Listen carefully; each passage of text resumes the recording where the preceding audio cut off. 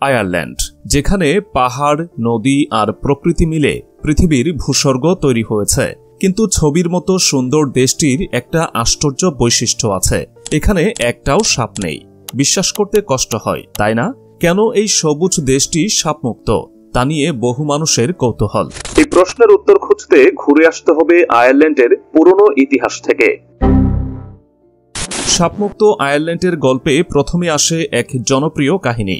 আয়ারল্যান্ডের খ্রিস্ট ধর্ম প্রচারের কিংবদন্তি সেন্ট প্যাট্রিক নাকি এই দ্বীপ থেকে সব সাপ তাড়িয়ে দেন। গল্পটি এমন, ৫ম শতাব্দীতে সেন্ট প্যাট্রিক একটি পাহাড়ে প্রার্থনা করছিলেন। তখন সাপগুলো এসে তার সামনে বাধা সৃষ্টি করে। ক্রুদ্ধ প্যাট্রিক সাপগুলোকে সমুদ্রের দিকে তাড়িয়ে দেন, আর সেখান থেকে কোনোদিন ফিরে আসেনি কোনো সাপ। প্রতি বছর সেন্ট প্যাট্রিকস ডেতে এই গল্প আয়ারল্যান্ডে নতুন করে স্মরণ করা হয়। তবে বিজ্ঞানীরা বলেন এটা নিছক গল্প মাত্র। সাপমুক্ত আয়ারল্যান্ডের আসল রহস্য লুকিয়ে আছে কয়েক হাজার বছর আগের প্রাকৃতিক ইতিহাসে। বিজ্ঞানীরা বলছেন আয়ারল্যান্ডে সাপের অনুপস্থিতির আসল কারণ বরফ যুগ এবং দ্বীপটির ভৌগোলিক অবস্থান।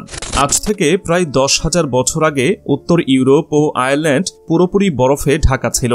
সাপের মতো ঠান্ডা রক্তের প্রাণীর পক্ষে সেই শীতল পরিবেশে বেঁচে থাকা সম্ভব ছিল না, কারণ তাদের শরীর বাইরের তাপ থেকে শক্তি গ্রহণ করে।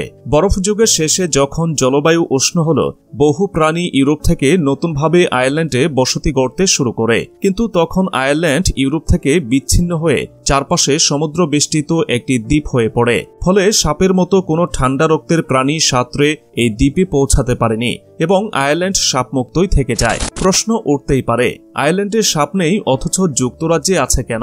এর উত্তরও বরফ যুগের প্রভাবের সঙ্গেই জড়িত। বরফ যুগের শেষের দিকে যুক্তরাজ্য ও আয়ারল্যান্ড সাময়িকভাবে ইউরোপের সঙ্গে সংযুক্ত ছিল। যুক্তরাজ্যে তখন সাপের কয়েকটি প্রজাতি আসতে সক্ষম হয়, কিন্তু আয়ারল্যান্ড তখনও বিচ্ছিন্ন থাকায় সাপের প্রবেশাধিকার পায়নি। আয়ারল্যান্ড শুধু সাপবিহীনই নয়, এখানে নেই দেশীয় মল, পোলক্যাট বা বিজিও। বরফ যুগের পর এই প্রাণীগুলো দ্বীপটিতে পৌঁছাতে পারেনি। ফলে আয়ারল্যান্ডের বন্যপ্রাণীর বৈচিত্র্য ইউরোপের অন্যান্য অঞ্চলের তুলনায় অনেক কম। আধুনিক আয়ারল্যান্ডে কখনো কখনো কোনো পোষা সাপ ভুলক্রমে বাইরে চলে আসতে পারে, তবে সেগুলো বেশিদিন টেকে না। ঠান্ডা আর স্যাঁতস্যাঁতে জলবায়ুতে সাপের পক্ষে বেঁচে থাকা কঠিন। তাই প্রকৃতপক্ষে আয়ারল্যান্ডের প্রাকৃতিক পরিবেশ সাপদের জন্য উপযোগী নয়।